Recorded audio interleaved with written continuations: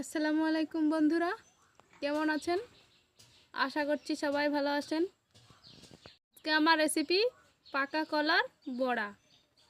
তাহলে চলুন দেখে নিই আমি কিভাবে পাকা কলার বড়া তৈরি করি। আমি 2 বাটি ময়দা নিয়েছি আর 1 বাটি চিনি, স্বাদ মতো লবণ, গোটা মৌরি নিয়েছি।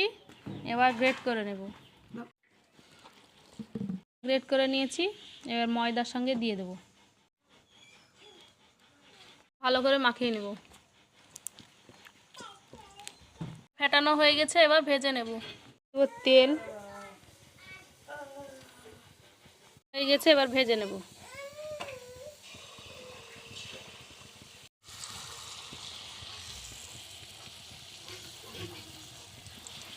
কত সুন্দর ফুলেছে।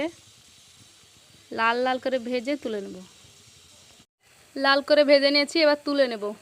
বন্ধুরা, আমার এই রেসিপিটা যদি ভালো লেগে থাকে অবশ্যই লাইক করবেন, কমেন্ট করবেন, শেয়ার করবেন আর অবশ্যই আমার চ্যানেলটি সাবস্ক্রাইব করবেন।